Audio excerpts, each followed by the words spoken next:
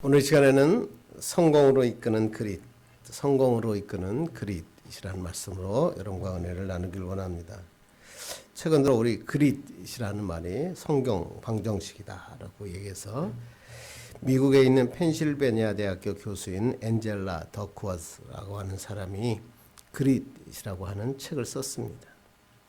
이 책은 자기 개발 분야 서적 중에서 최단 기간 최대 판매를 이야기했고 IQ 지수처럼 그릿 지수를 검사하는 연구소도 많이 생겨났습니다.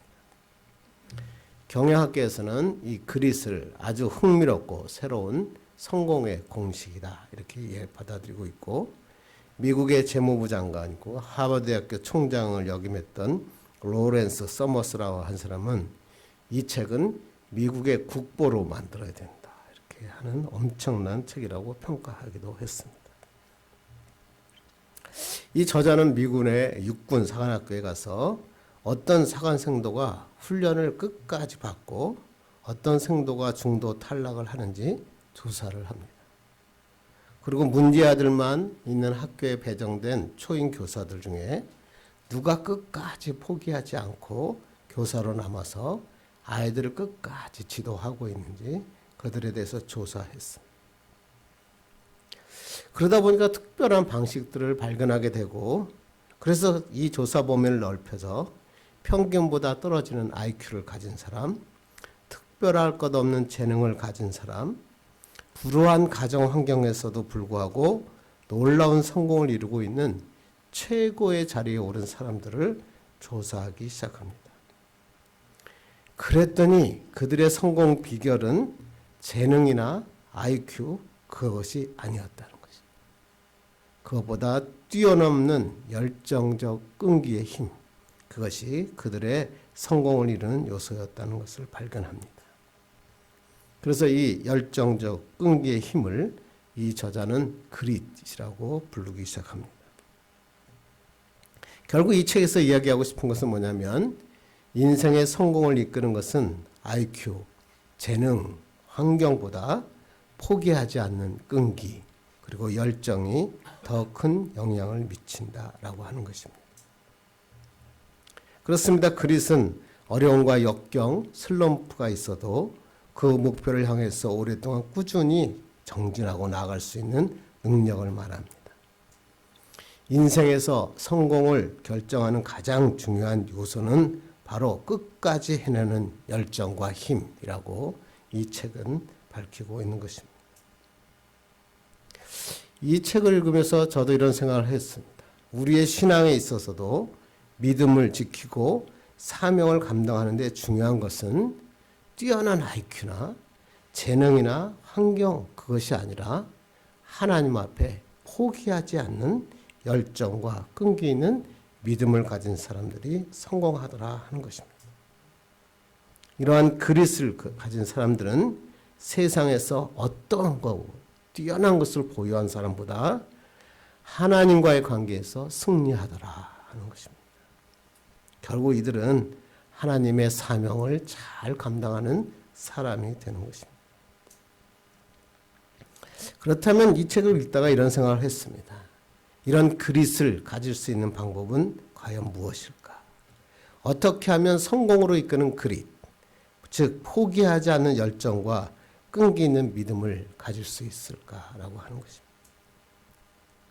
오늘 본문을 보니까 성공으로 이끄는 그릿을 가질 수 있게 하는 하나님의 훈련 방법이 오늘 본문에 나와 있습니다. 그것은 하나님께서 우리를 그릿 시냇가로 보내시는 것입니다.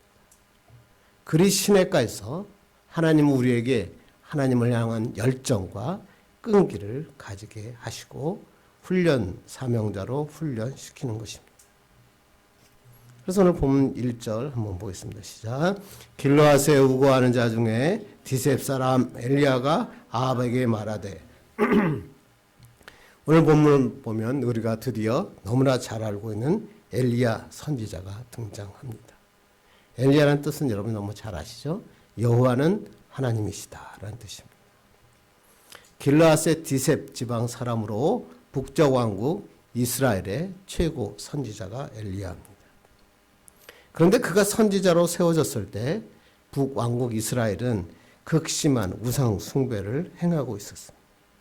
그때 왕이 누구였냐면 아합이라고 하는 사람이었는데, 이 아합이라고 하는 왕이 나라를 다스리고 있을 때 바알과 아세라를 섬기는 아주 사악한 왕이었습니다. 아합은 우리가 지난주에 살펴보았지만 오므리의 아들이었고, 이 오므리는 자신도 악을 행했지만 자신의 악을 자식에게 물려주면서 악한 길을 걸었던 대표적인 왕이었습니다. 특별히 오므리는 그의 아들 아합을 이세벨과 결혼을 시킵니다. 이세벨은 시돈 왕의 딸이었고 바알을 극심하게 숭배하는 사람이었습니다.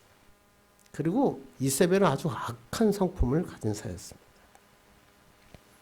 아합이 이세벨과 결혼하면서 이 악한 영향력으로 인해서 이스라엘 한복판에 바알의 신당이 세워집니다. 그리고 그 안에다가 바알의 제단을 만들고 온 이스라엘 백성들을 바알의 제단 앞에 무릎을 꿇게 한 왕이 아합 왕입니다. 이스라엘 역사상 본격적으로 바알을 숭배하는 바알 숭배 전성기가 도래하고 맙니다. 그래서 성경은 이 아합에 대해서 뭐라고 얘기하냐면 그 전에 있던 이스라엘 왕보다 더욱 하나님 여호와께 여호와의 노를 격발한 사람이다. 경록해 한 사람이다. 라고 기록하고 있습니다. 바알을 섬기는 신당을 세운 것뿐만이 아니라 바알의 제단을 만들고 그 바알의 제단 앞에 이스라엘의 온 백성들이 무릎을 꿇게 한 것입니다. 영적으로 어두운 시대가 도래했습니다. 이렇게 하나님을 믿는 근본 뿌리가 도전받고 영적으로 어두운 시대에 하나님은 엘리야를 세우십니다. 그리고 이 엘리야를 오늘 성경에 보니까 아합 왕에 보냈다. 그 아합에게 엘리야가 가서 무슨 얘기를 합니까? 한번 보겠습니다. 시작. 내가 성전에 이스라엘의 하나님 여호와께서 살아계심을 두고 맹세하노니 내 말이 없으면 수년 동안 비도 이슬도 있지 아니하리라 하니라. 엘리야가 아합 왕에게 탁 나타나서 하나님의 메시지를 선포하는데 앞으로 하나님께서 말씀하실 때까지 수년 동안 비도 이슬도 내리지 아니하리라. 비와 이슬에 대한 문제가 아니죠. 영적 전쟁을 선포하고 있는 엘리야. 왜? 당시 이스라엘 백성들은 바알이 하늘에서 비를 내리는 신이라고 믿고 있었다라고 하는 것입니다. 바알이 누굽니까? 바알의 뜻은 왕, 모든 것을 소유한 자라고 하는 뜻을 가지고 있었고 이 가나안에 살던 사람들이 섬기고 있던 농경신이었습니다. 이스라엘 백성이 광야를 지나 가나안에 올 때까지 그들은 유목민의 생활을 했기 때문에 비가 큰 문제가 되지 않았습니다. 그런데 가나안에 정착하게 되면서 농사를 짓기 시작합니다. 농사를 짓다 보니까 하늘의 비가 굉장히 중요하더라는 거죠. 그래서 그때 그 가나안 사람이 섬기고 있던 이 비의 주관자인 바알을 섬기게 된 것입니다. 이스라엘 백성들은 비를 오게 하는 것은 바알이었다 생각하고 또 바다의 신인 아세라를 세워서 그 앞에 절을 하기 시작합니다. 이 같은 바알과 아세라를 섬기고 있는 아합을 찾아가서 엘리야가 여호와께서 말씀하실 때까지 하늘의 비가 한 방울도 내리지 않을 것이다. 땅에서 이슬도 하나 맺히지 않을 것이다. 라고 선포하는 것입니다. 비를 주관하는 것은 바알이 아니라 여호와 하나님이다. 이렇게 선포하는 거죠. 그래서 이 엘리야가 아합에게 선포한 이 말씀은 바로 바알을 숭배하는 왕에게 정면 도전하고 영적인 전쟁을 지금부터 하겠다라고 선포하는 것입니다. 지금부터 이제 아합과 엘리야의 영적 전쟁이 시작되는 엄청난 시간들입니다. 그런데 특이한 시간이 이 영적인 전쟁이 시작하는데 오늘 여호와께서는 엘리야에게 이렇게 말씀하십니다. 2절 3절 봅니다. 시작. 여호와의 말씀이 엘리야에게 임하여 이르시되 너는 여기서 떠나 동쪽으로 가서 요단 앞 그릿 시냇가에 숨고. 영적 전쟁이 시작하고 하나님께서 우리가 생각하지도 못했던 납득할 수 없는 명령을 지금 내리시고 있습니다. 뭐라고 얘기하죠? 여기서 떠나 동쪽으로 가서 요단 앞 그릿 시냇가에 숨으라. 아니 지금 영적 전쟁을 선포해놓고 전쟁을 막 하고 싸움을 시작하는데 하나님께서는 엘리야를 그릿 시내가로 보내시는 거예요. 왜 그랬을까요? 그릿 시내가에서 그릿 포기하지 않는 열정과 끈기를 배우라 라고 훈련의 장소로 그릿 시내가를 선택하신 것입니다. 그릿 시내가에서 엘리야는 하나님의 사명자로 완벽하게 훈련받고 나옵니다. 그릿이라고 하는 뜻이 뭘까요? 절단, 분리, 단절이라는 뜻입니다. 그러니까 이 그릿이라고 하는 것은 어떤 지역을 구분하는 아주 경계선에 있었고 이것으로부터 분리되고 단절된 그릿 시내가였습니다. 그리고 시내가라는 말은 나할이라고 하는 말인데 개울이 있는 골짜기, 계곡, 협곡이라고 하는 뜻입니다. 그러니까 그릿 시내가는 뭐냐면 세상으로부터 분리돼서 모든 것으로부터 다 단절된 협곡이다라고 하는 뜻입니다. 하나님께서 이제 드디어 사역의 전투를 앞두고 엘리야에게 모든 것과 분리된 협곡으로 들어가서 영적인 준비를 하라라고 하는 것입니다. 엘리야에게 전쟁에서 승리할 수 있는 방법은 바로 하나님을 향한 열정과 끈기를 가진 믿음이다. 이것을 훈련시키기 위해서 엘리야를 지금 그릿 시내가로 보내시고 있는 것입니다. 그렇습니다. 하나님의 일을 하기 위해서는 이런 준비 기간이 반드시 필요합니다. 반드시 재충전해서 열정과 끈기를 준비해야 됩니다. 아무도 없는 곳에서 스스로 혼자 하나님을 만나야 됩니다. 그리고 그것에서 영적으로 재충전하고 체험해야 됩니다. 하나님이 누구신가? 하나님은 어떤 분이신가? 체험해야 됩니다. 이러기 위해서는 그릿 시내가가 필요합니다. 그릿 시내가에서 새로운 것들을 준비해 나갈 때 어떠한 영적인 전투에서도 승리할 수 있습니다. 여러분의 삶도 마찬가지 아닐까요? 여러분 죽어라 열심히 인생을 살아왔지만 여러분에겐 꼭 필요한 쉼의 시간이 필요해요. 이 쉼의 시간은 우리는 영적인 재충전의 시간이다. 그러죠. 정신없이 달려가는 것보다 그것보다 더 중요한 것은 하나님을 만나는 것이에요. 쉼을 통해서 하나님을 만나고 그곳에서 다시 하나님이 베푸신 은혜를 경험하며 나가는 시간이 필요하다라고 하는 것입니다. 여러분 너무나 잘 아는 얘기 하나 하겠습니다. 어떠한 성악가가 한 사람이 있었어요. 그 성악가는 악보대로 노래를 잘 부르는 사람으로 아주 유명했다고 합니다. 그래서 그가 웬만한 음악회에는 작곡 발표회에는 어디 것인지 빠지지 않고 불러 다녔다고 합니다. 왜? 악보만 치면 그대로 소리를 냈기 때문에 그렇습니다. 그러던 어느 날이었다고 합니다. 대통령이 참석한 국민음악회에 출연 제의를 받고 나가게 됐습니다. 작곡가도 이 성악가에게 줄 노래를 최선을 다하여 작곡을 했습니다. 그리고 이 성악가는 워낙 악보대로 노래를 잘 부르는 사람이기 때문에 연습도 필요 없었다고 합니다. 드디어 이 성악가의 순서가 되었습니다. 성악가는 악보를 받아들고 무대에 올라갔습니다.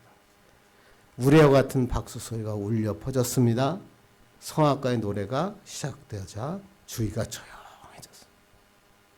성악가가 노래를 부르기 시작한 지 얼마쯤 되었을 때 성악가가 그 자리에서 쓰러지고 맙니다. 그 이유가 무엇인지 아십니까? 여러분 많이 들었던 이유죠. 그 이유는 그 악보에 쉼표가 없었기 때문입니다. 노래를 불렀는데 쉼표가 없어서 계속 노래 부르다가 쓰러졌다는 것입니다. 무슨 얘기를 하려는 거죠? 우리 인생에도 쉼표가 필요합니다. 특히 영적인 재충전의 시간은 절대적입니다. 쉼을 통한 영적인 재충전이 없이 주의를 하면 쓰러집니다. 세상에 나가면 결국은 세상에 패배하고 맙니다. 그런데 이 세상에 살아가는 많은 사람들 중에 이 일에 쫓긴 나머지 너무 분주하게만 살아보다 보니까 그리고 그렇게 살지 않으면 살아갈 수 없다라고 하는 생각을 하고 있다고 하는 것입니다. 그러나 만일 사람이 쉬지 않고 앞만 보고 달린다면 어떻게 됩니까? 열매가 맺히죠. 결국은 탈진해서 쓰러지게 됩니다. 그러므로 우리에게 주어진 일 중요합니다. 그러나 그보다 더 중요한 것은 잠깐 멈춰 서서 자신을 돌아보는 쉼의 시간이 필요한 것입니다. 그래야 내가 누군지 알 수 있고 내가 하나님을 만날 수 있기 때문에 그렇습니다. 멕시코의 한 노인이 시장에 와서 양파를 팔고 있었다고 합니다. 먼지가 많은 장터에서 하루 종일 양파를 까는 모습이 너무나 힘들어 보였다고 합니다. 그래서 지나가는 미국인 부자 한 사람이 그 노인에게 가서 이렇게 얘기합니다. 아유, 너무 힘들어 보이는데 그 양파를 내가 다 살 테니까 이제 나에게 달라고 얘기합니다. 그때 노인이 뜻밖의 대답을 합니다. 나는 그렇게 할 수가 없습니다. 그래서 미국 부자가 아니, 당신은 양파를 팔려고 여기 나온 것 아닙니까? 그러자 이 노인이 이렇게 대답합니다. 맞습니다. 나는 양파를 팔러 나온 것도 맞지만 그것이 전부는 아닙니다. 양파를 팔면서 햇볕도 쬐고 지나가는 사람도 만나고 또 가난한 사람이 나보다 더 가난한 사람이 있으면 내가 받은 양파를 나누어 주기도 하고 그러기 위해서 여기에 나와 있는 것입니다. 이 말을 들은 미국인 부부가 부자가 부끄러운 생각이 들었습니다. 자신은 오직 그리고 돈만 바라보며 열심히 뛰어왔는데 이 노인의 마음속에는 삶을 나누고 베풀고 나누고 누리려고 하는 마음의 여유가 있었음을 알게 된 것입니다. 많은 사람들은 이렇게 생각합니다. 저도 젊었을 때 이렇게 생각했습니다. 열심히 일하면 돈을 많이 벌고 돈이 많으면 최고의 인생을 살 것이다 라고 생각했습니다. 그런데 여러분 살아보니까 어떻든가요? 열심히 한다고 부자가 되지 않습니다. 또 부자가 되었다고 최고의 인생을 사는 것도 아닙니다. 특별히 과거에는 열심히 일하면 개천에서도 용이 난다 그랬습니다. 그러나 지금은 아무리 열심히 일해도 수십 년 열심히 우리 젊은이들이 일해도 아파트 한 채 사는 게 불가능한 현실이 되었습니다. 우리의 삶은 지금 바이러스로 인해서 모든 것이 무너졌습니다. 아무리 달려가도 보이지 않습니다. 이때 필요한 게 뭘까요? 더 열심히 일하면 될까요? 아니에요. 영적인 재충전의 시간이 필요합니다. 바쁘게 달려가면 잘 살 것 같았지만 여러분 그렇게 살아보니까 정말 빨리 더 성공하던가요? 이거는 위험한 것입니다. 우리에게 필요한 것은 그리스 시내가입니다. 그리스 시내가에서 성공으로 이끄는 영적인 충전이 필요합니다. 멈춰 서야 됩니다. 인생의 참된 가치가 무엇인가를 확인해야 됩니다. 그리고 하나님 앞에 내가 올바로 달려가고 있는가 생각해야 됩니다. 오늘 이스라엘 왕 오므리가 그랬어요. 왕이 된 다음에 사마리아 성을 삽니다. 자신의 성을 열심히 쌓았습니다. 죽어라 열심히 나라를 다스렸습니다. 그런데 그가 남긴 것은 자녀에게 악한 열매를 남깁니다. 하나님의 나라를 우상천지의 나라로 만들어버립니다.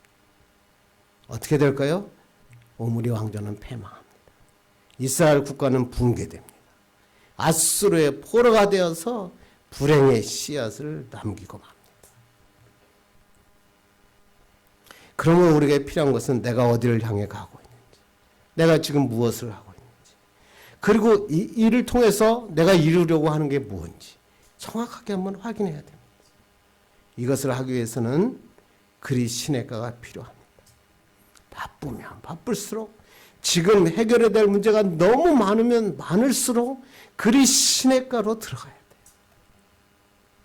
그래서 하나님께서 그리스 시내가에 우리가 들어갈 때 하나님이 우리를 위해서 놀라운 일들을 준비하고 계십니다. 그래서 오늘 성경은 우리가 그리스 시내가로 갈 때 하나님께서 놀라운 것을 준비하셨다고 우리 본문은 기록하고 있습니다. 첫째, 그리스 시내가에 하나님이 준비하신 게 뭡니까? 첫째, 그리스 시내가에 가서 생수를 마셔야 한다.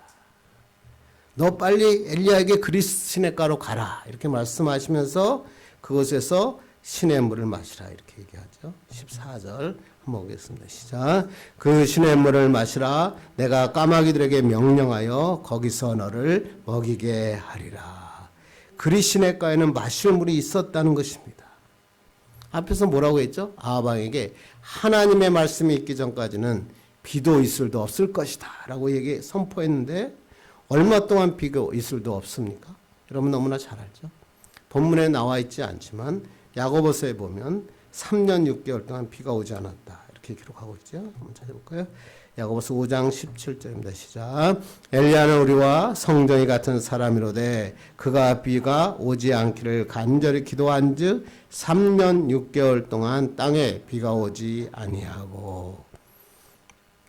무려 3년 6개월 동안 비가 오지 않으면 온 땅은 마르게 되죠. 특히 이스라엘은 이 사막지대 아닙니까? 메마른 사막이 되어서 땅이 쩍쩍 갈라지는 거예요. 온 땅이 메마르고 땅이 갈라지지만 오늘 성경에 보니까 그리 시냇가에는 물이 있었다는 거예요. 엘리야가 먹을 수 있었다. 이것이 바로 그리 시냇가라는 것입니다. 그렇습니다. 우리가 살아갈 때 중요한 것은 물입니다. 우리 사람의 몸 안에 물은 체질에 따라 다르지만 70%에서 90%까지 물이라고 그럽니다. 그래서 우리 몸속의 물이 3%가 부족하면 심한 갈증을 느끼게 되고 5%가 부족하면 혼수 상태가 된다. 12%가 부족하면 사망하게 된다고 합니다. 특히 예수 믿는 우리는 우리의 심령에 생수가 부족하면 살아갈 수 없어요. 생수의 강이 우리 마음에 심령에 흘러나와야 행복한 삶을 사는 게 그리스도입니다. 그런데 많은 사람들은 이러한 심령이 목마를 때 세상의 드링크로 목마름을 해결하려고 합니다. 그러나 여러분, 콜라 먹는다고 심령의 갈증이 해결되지 않습니다. 세상의 물질로 심령의 목마름을 해결할 수 없습니다. 오직 하나님께서 준비하신 하나님의 생수를 마실 때 우리의 심령은 목마름으로부터 진정한 해결을 받을 수 있습니다. 그리고 우리가 힘들고 어려울 때 해결해야 될 문제가 많이 있을 때 심령의 갈급함이 있을 때 그리 시냇가로 가셔서 하나님이 공급하시는 생수를 마셔야 합니다. 하나님에게는 생수의 강이 흘러넘치기 때문에 그렇습니다. 여러분 너무나 요한복음에 가면 사마리아 지경에 살고 있는 수가성 여인에 대한 이야기 너무나 잘 알죠. 수가성 여인 한가운데 한 우물이 있었습니다. 그 우물은 전통적으로 야곱이 팠다고 알려진 전통을 자랑하는 우물이었습니다. 그래서 사람들이 목이 마르면 그곳에 와서 물을 길러서 먹었습니다. 그런데 그 마을에 살고 있던 한 여자가 있었습니다. 다른 사람들은 오지 않는 난 12시 떼약볕이 비칠 그곳에 물을 길어갑니다. 이 여인은 5명의 남편을 둔 여인이었습니다. 당시에는 여자가 남편을 바꿀 수는 없었기 때문에 이 여인이 5 남자로부터 버림을 받았다라고 하는 게 5명의 남편이 있었다는 말입니다. 얼마나 깊은 상처를 가지고 있겠습니까? 5번이나 남자로부터 버림을 받은 그 여인. 또 많은 사람으로부터 손가락질을 받는 아픔의 여인이었습니다. 그런 다른 사람의 눈을 피하여 남들이 오지 않는 시간에 물을 길러 가기 위해서 우물에 왔습니다. 이 물을 마시면 목의 갈급함뿐만 아니라 마음의 상처까지도 해소되기를 바라고 왔을지도 모릅니다. 그런데 놀라운 일이 생겨났죠. 그곳에 왔는데 예수님이 계셨습니다. 그리고 그 여인에게 이렇게 얘기합니다. 아무리 우물의 물을 마셔도 마음의 상처는 치유되지 않는다. 그러면서 그 여인에게 이렇게 얘기하죠. 내가 너를 위하여 준비하는 물이 있는데 내가 주는 물을 먹는 자는 영원히 목마르지 아니하리니 나의 주는 물은 그 속에서 영생하도록 솟아나는 샘물이 되리라. 이것이 주님께서 준비하신 생수였습니다. 세상에 주는 물은 아무리 마시고 또 마셔도 되고 마시면 마실수록 갈증이 더해지지만 하나님께서 우리를 위해서 준비하신 생수는 그냥 물이 아니라 나에게 생명을 주는 물이었다. 그래서 이 물을 마실 때 진정한 회복이 일어나는 거죠. 이 여인이 생수의 근원이 되신 예수님을 만나자 어떻게 변합니까? 저는 이 대목이 너무 좋아요. 이 여인이 물을 길러왔던 물동이를 던져버리고 다른 사람의 눈을 피해 숨던 여인이 사람들이 있는 마을로 뛰어 들어갑니다. 그리고 뭐라고 외치죠? 내가 메시아를 만났다. 전파하기 시작했어. 더 이상 부끄러울 곳이 없었습니다. 마음의 상처가 완전히 치유된 것입니다. 예수 그리스도만 있으면 부족함이 없다는 것입니다. 이게 생수입니다. 그리스도인이 마셔야 되는 생수가 바로 이것이었던 것입니다. 그런데 현대 많은 그리스도인은 어떻습니까? 많은 그리스도인이 난 예수를 믿는다고 얘기합니다. 또 예수를 만났다고 입으로는 고백합니다. 그런데 생수를 마시지 못하니까 고독합니다. 힘듭니다. 마음의 상처를 안고 삽니다. 인생의 목마름에 대한 문제가 해결되지 않는 것입니다. 왜 그럴까요? 우리 그리스도인은 돈으로 목마름이 해결되는 사람이 아닙니다. 예수님이 공급하시는 생수를 마셔야 돼요. 그러기 위해서는 어떻게 될까요? 생수의 현장인 그리시네가로 나오셔야 됩니다. 그 그리시네가에서 생수를 마실 때 비로소 우리는 참다운 힘을 얻을 수 있습니다. 절대로 포기하지 않는 열정적인 믿음을 가질 수 있습니다. 이러한 생수를 마심으로 세상을 이기고 하나님의 축복된 사명자가 되기를 주님의 이름으로 축원합니다.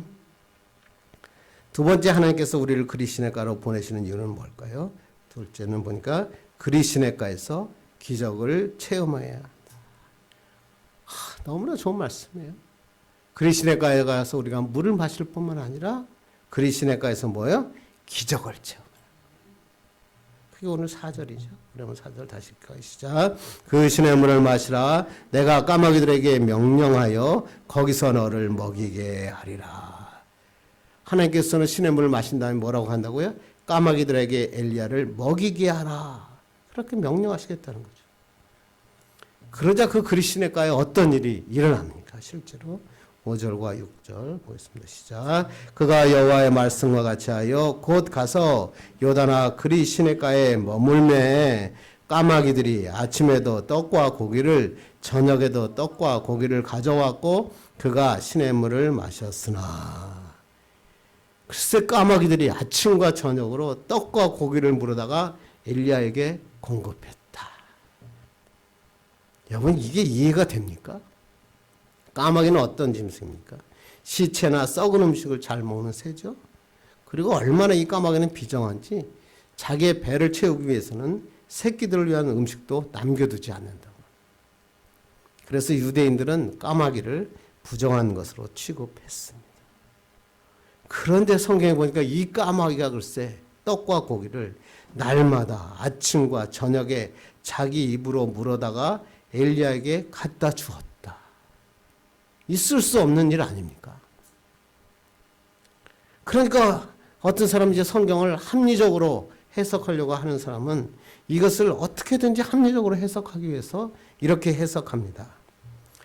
히브리 말로 까마귀는 오르빔이라고 하는 단어인데 아라비니의 아르빔 또는 상인들이라고 하는 오르빔을 잘못 번역한 것이다. 그래서 번역을 잘못한 거라는 거예요. 까마귀가 아니라 아랍의 상인들이 엘리야에게 떡과 고기를 가져다 준 것이다. 세상에 이런 사람도 참 많죠. 여러분 그렇다고 생각해 봅시다. 아니 아랍의 상인들이 그것도 협곡에 매일매일 아침과 저녁으로 떡과 고기를 그 협곡에 있는 엘리야에게 가져다 준다는 게 가능합니까? 아니 그리고 가능하다 그럽시다. 왜 그 아랍의 상인들이 엘리야에게 이것을 가져다가 줍니까? 이것은 더 설명할 수 없는 것 아닙니까? 그래서 하나님의 말씀을 자꾸만 인간의 합리적인 생각으로 해석하려고 하면 안 돼요. 그렇다면 까마귀가 엘리야에게 날마다 아침 저녁으로 떡과 고기를 가져다 준 것은 어떻게 된 것입니까? 어떻게 설명할 수 있습니까? 그것은 어떻게 설명할 수 있는가요? 하나님께서는 사람들이 생각할 수 없고 이해할 수 없는 방법으로 기적을 베푸신다. 이게 바로 성경입니다. 그러면서 이 기적을 베푸시면서 하나님께서 엘리야에게 무슨 얘기를 하십니까? 엘리야야, 내가 앞으로 사명을 감당할 때 어려운 일이 벌어져도 하나님께서 까마귀를 들여서 너에게 떡과 고기를 먹인 것처럼 내가 너에게 기적을 베풀 것이다. 두려워하지 말라. 엘리야에게 보여준 거예요.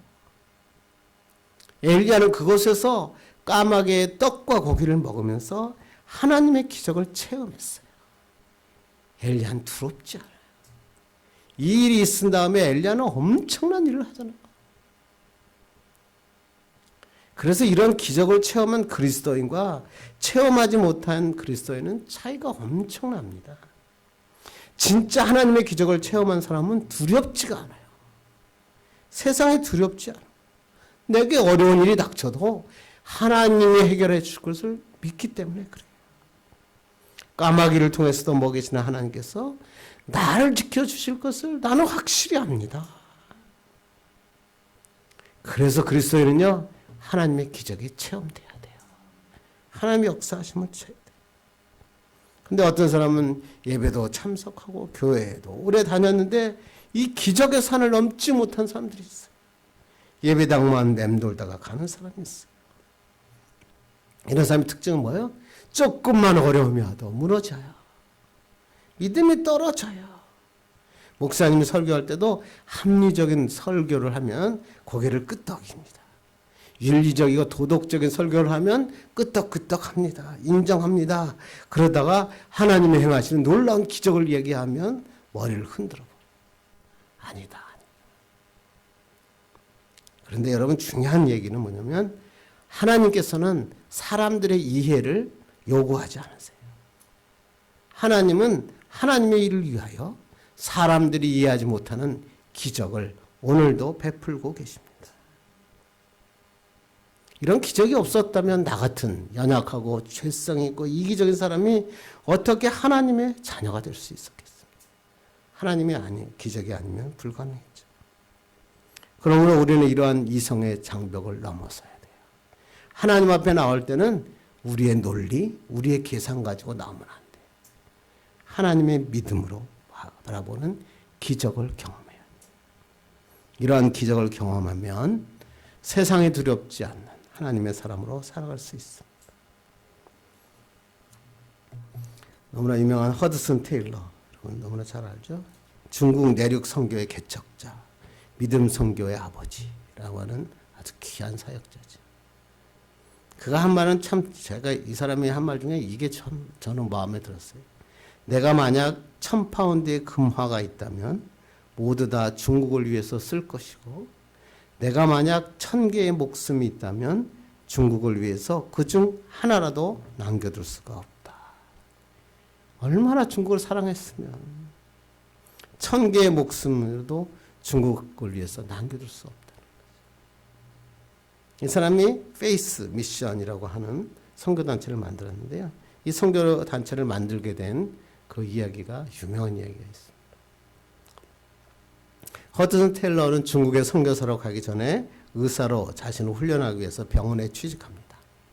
근데 이 병원의 원장은 기형적이 매우 좋지 않은 사람이었다고 합니다. 그래서 테일러에게 원장이 이렇게 얘기합니다.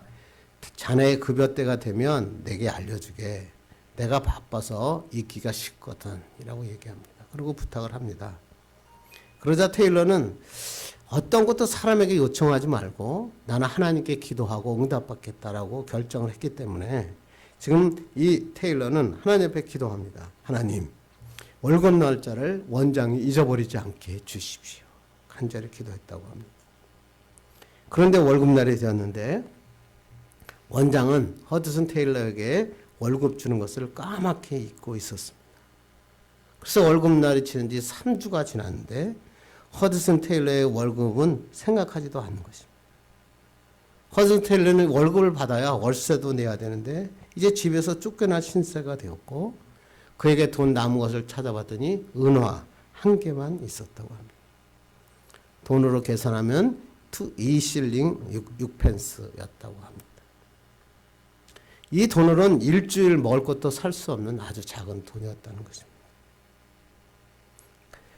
그렇지만 그는 주일 예배를 마치고 이전에 해왔던 것처럼 선교팀과 함께 저녁에 늦게 도시의 빈민촌을 방문을 하고 전도를 합니다. 밤 늦은 시간에 집으로 돌아와서 쉬려고 하는데 한 가난한 사람이 신방을 요청합니다.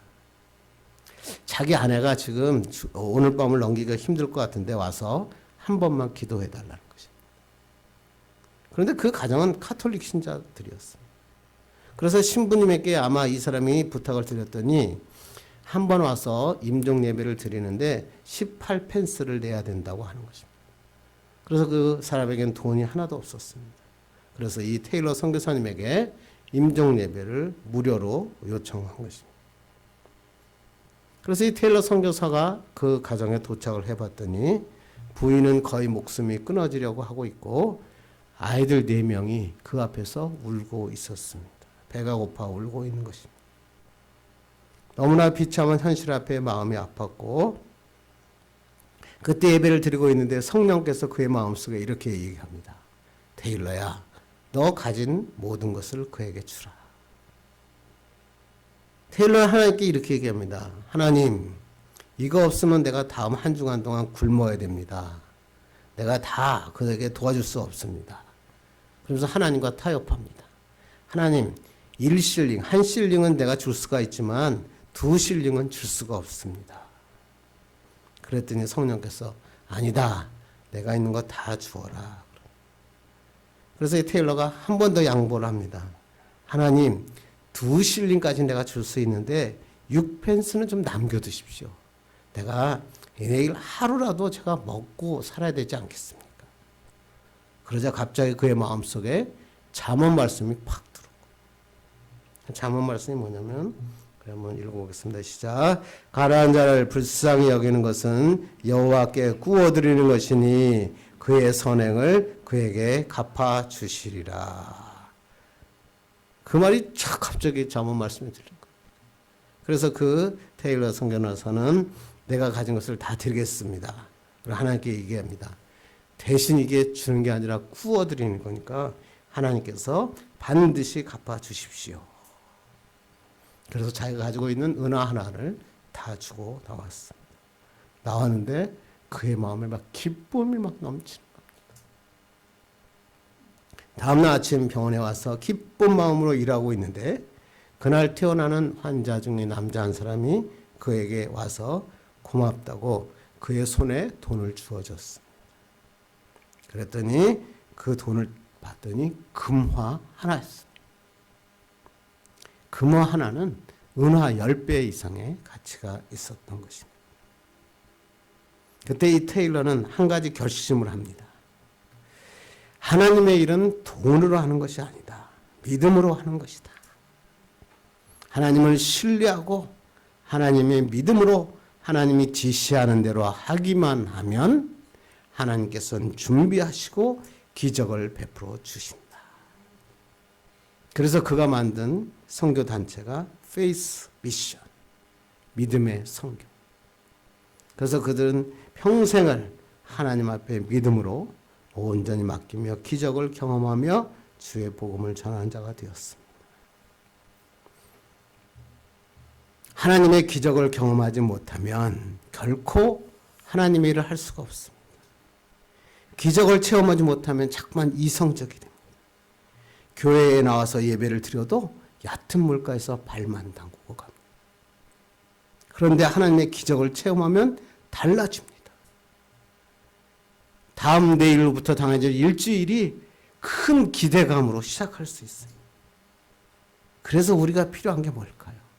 그리스도가에 와서 하나님의 기적을 체험하는 거예요. 하나님의 역사하심을 체험하는 거예요.